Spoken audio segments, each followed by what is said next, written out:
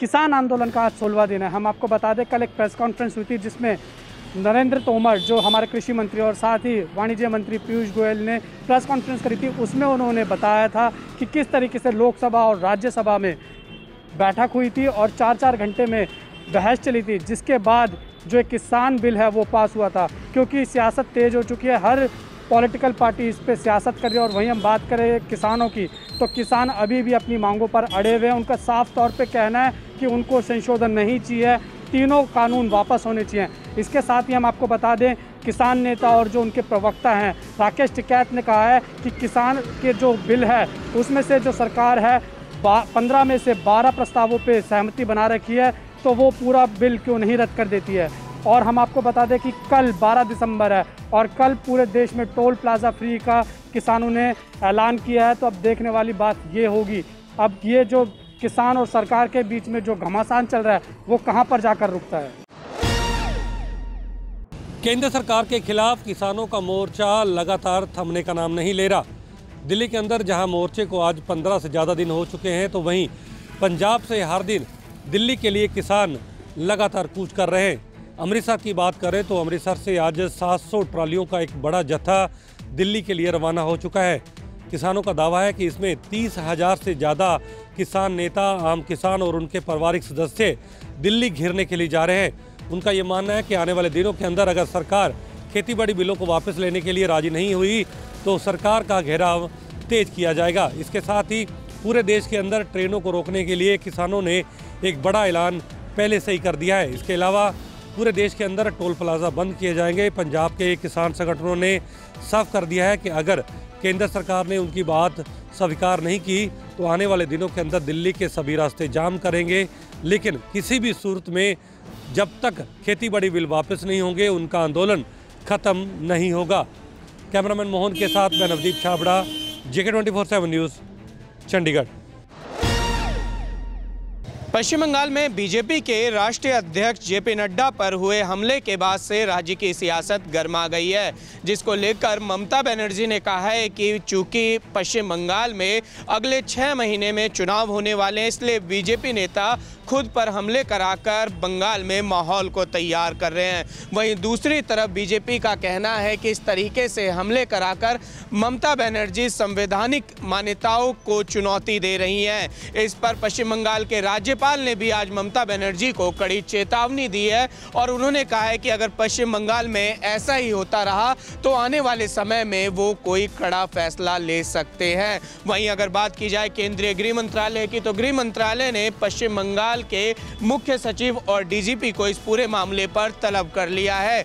गौरतलब है कि पश्चिम बंगाल में राजनीतिक हिंसा का इतिहास बेहद पुराना है और राजनीतिक कार्यकर्ताओं की हत्या वहां आम सी बात हो गई है। ऐसे में जब अब BJP और TMC आमने सामने है और BJP पश्चिम बंगाल में ममता के गढ़ में सेंध लगाने की कोशिश कर रही है, तो राजनीतिक हिंसा की खबरें हर रोज निकलकर सामने आ रही हैं। देखने वाली बात यह होगी कि पश्चिम बंगाल की ये राजनीतिक हिंसा कब थमती है। वीडियो जर्नलिस्ट KK शर्मा के साथ निशांत राय, JK 24/7 न्यूज़, दिल्ली। कोरोना काल के दौरान कई बॉलीवुड सितारों ने अपने अपने स्तर पर लोगों की और सरकारों की मदद की है। अब इसमें एक नया नाम जुड़ा है, वो है बॉलीवुड के किंग बादशाह शाहरुख खान का। जी हाँ, शाहरुख खान ने कोरोना से लड़ने में मदद करने वाले इंजेक्शन को डोनेट किया है। करीब 500 इंजेक्शन दिल्ली सरकार को उन्होंने डोनेट किया है। इस पर दिल्ली के स्वास्थ्य मंत्री सत्येंद्र जैन ने भी उनका धन्यवाद किया है। आपको बता दें कि शाहरुख खान इससे पहले BMC की भी मदद कर चुके हैं।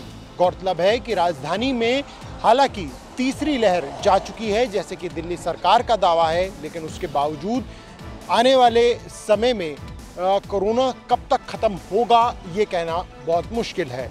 और उसी को ध्यान में रखते हुए जिस तरीके से इन इंजेक्शन्स को डोनेट किया है, उससे संक्रमित मरीजों का इलाज और भी तेजी से हो पाएगा।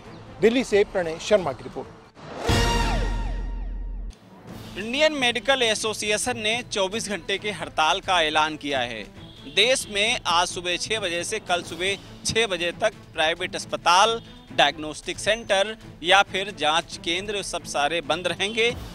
लखनऊ में आपने देखा किस तरीके से हमारे बगल में एक डायग्नोस्टिक सेंटर है, ये खुला हुआ है। हालांकि जिस तरीके से आईएमए ने ऐलान किया है कि केंद्र सरकार ने जिस तरीके से आयुष डॉक्टरों को छोटे सर्जरी करने के जो अनुमति दी है, उसको विरोध में सब सड़क पर उतर आए हैं। अब देखना ये होगा ये 24 घंटे की जिस तरीके से ऐलान किया था, इसमें कितने उनके पैथोलॉजी प्राइवेट अस्पताल कितने साथ खड़े होते हैं, या फिर इसी तरीके से लोग खोले बैठे रहेंगे और आईएमए की सिर्फ हड़ताल हवा हवाई हो जाएगी। कैमरा पर्सन रियाज अहमद के साथ अनूप सिंह, JK 24/7 लखनऊ।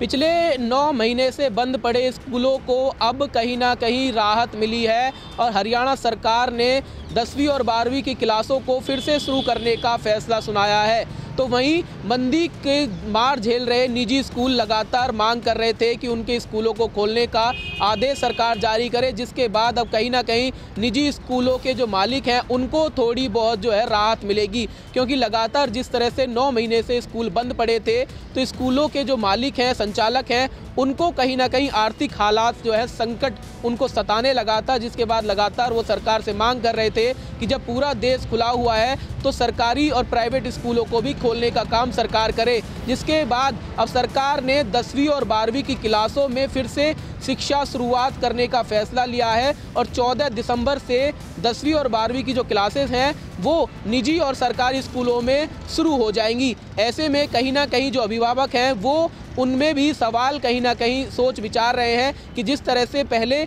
बच्चे कोरोना पॉजिटिव पाए गए थे, क्या उनका स्कूल भेजना सही होगा या फिर उन्हें अभी थोड़ा इंतजार और करना चाहिए। सहयोगी राकेश के साथ संदीप गोयल, JK 24/7 न्यूज़, फरीदाबाद।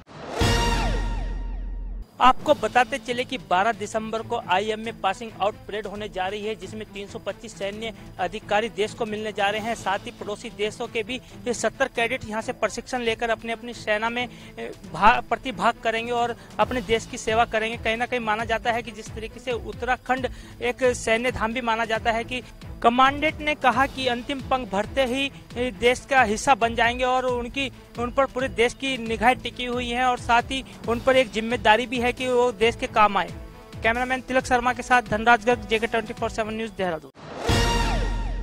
उत्तर भारत में कोहरे के असर के कारण जनजीवन प्रभावित होता जा रहा है। उत्तर प्रदेश की राजधानी लखनऊ में भी देर रात से ही कोहरा पड़ने लगा और धुंध की वजह से 500 मीटर देख पाना भी बेहद मुश्किल हो गया, जिसके कारण सड़कों पर पूरी तरीके से यातायात के पहिए भी नरम पड़ गए, यानी कि अब सड़कों पर उस तरह का यातायात भी देखने को नहीं मिल पा रहा है। जनजीवन ठप हो जाने की वजह से जो रोज़गार के लिए सुबह जल्द निकलते थे उनके लिए भी दिक्कतों का सामना करना पड़ रहा है।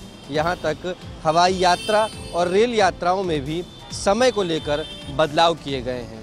कोहरे और धुंध की चादर की वजह से सड़कों पर ट्रैफिक भी बेहद कम है, जिसका खामियाजा भी कल देर रात राजधानी लखनऊ को देखना पड़ा, जहां कोहरे की वजह से भीषण एक्सीडेंट सामने आया।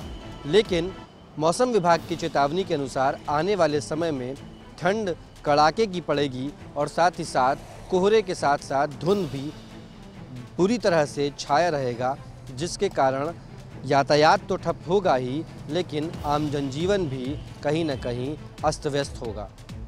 कैमरा पर्सन जुबेर के साथ गौरव पांडे, JK 24/7 न्यूज़, लखनऊ।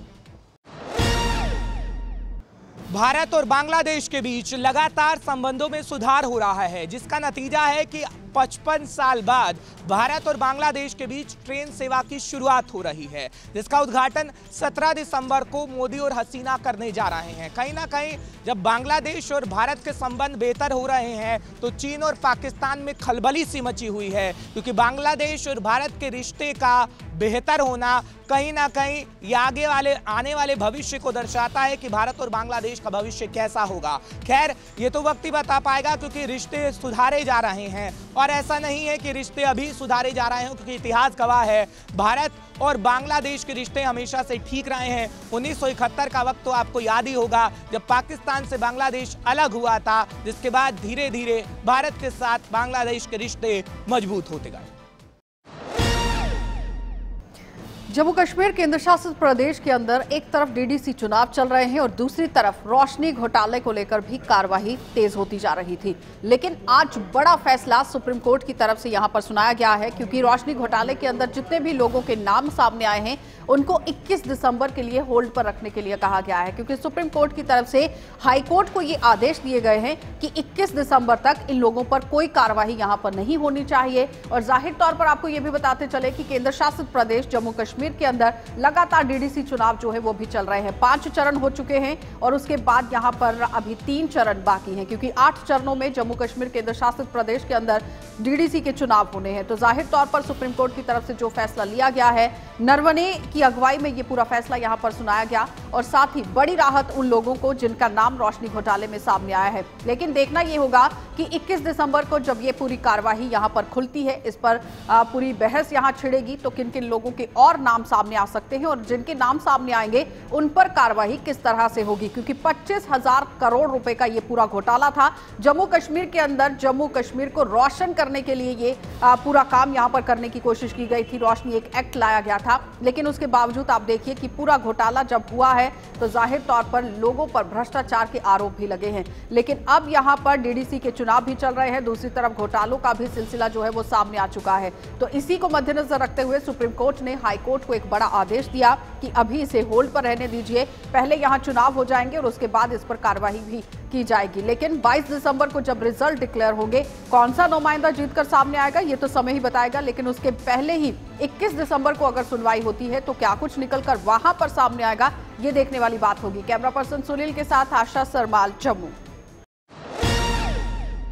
वादी कश्मीर का शहर श्रीनगर का इलाका नूरबाग और नूरबाग के इलाके में सुबह सुबह धमाका, यानी वो धमाका जिसकी आवाज यहां पूरे धमाके के साथ साथ पूरे इलाके में गूंज उठी और बाद में पता चला कि ये ग्रेनेड था जिसे दागा गया था 161 बटालियन सीआरपीएफ की ओर। और बाद में बात यह भी पता चली कि वहां पर कोई जानी और माली नुकसान नहीं हुआ है, बल्कि एक कुत्ते की मौत जरूर हुई है। मगर साथ ही साथ इस धमाके की आवाज थी खतरनाक और बाद में सिक्योरिटी फोर्सेस ने पूरे इलाके को कॉर्डन कर दिया और पूरे इलाके को अपनी जांच में ले लिया और अभी भी सर्च ऑपरेशन जारी है। गुलिस्तान न्यूज और JK 24/7 न्यूज के लिए सईद इरफान फाजिल। के अंदर विंटर में काफ़ी बर्फबारी होती है और बर्फबारी लोगों के लिए काफ़ी फ़ायदा देके जाता है। एक तरफ से लोग बर्फबारी को कुदरत के तोहफे के हिसाब से लेते हैं, क्योंकि बर्फबारी से आने वाले वक्त में फील्ड पे काम करने के लिए, अपने खेतों पे काम करने के लिए, खेत खलिहान पे काम करने के लिए काफ़ी फ़ायदेमंद साबित होता है, क्योंकि लद्दाख के अंदर ज़्यादातर लोग एग्रीकल्चर फार्मिंग पे डिपेंडेंट है। दूसरी जानिब बर्फबारी लद्दाख के अंदर विंटर स्पोर्ट्स की अहमियत को बढ़ाता है। आपको बताते चले, इस वक्त पिछले 2 दिनों से लगातार लद्दाख के कारगिल जिले में काफ़ी बड़े तादाद में बर्फबारी हुई है और लोअर रीच के साथ साथ हायर रीच में काफ़ी बर्फबारी देखने को मिला है। और इस बर्फबारी से विंटर स्पोर्ट्स के हवाले से लोगों को काफ़ी फ़ायदा मिलता है। आपको बताते चले, विंटर स्पोर्ट्स में खासकर आइस हॉकी के साथ साथ आइस स्केटिंग की अहमियत को बढ़ाता है, लेकिन इसकी इंपॉर्टेंस को बढ़ाने के लिए हुकूमत को काम करने की ज़रूरत है।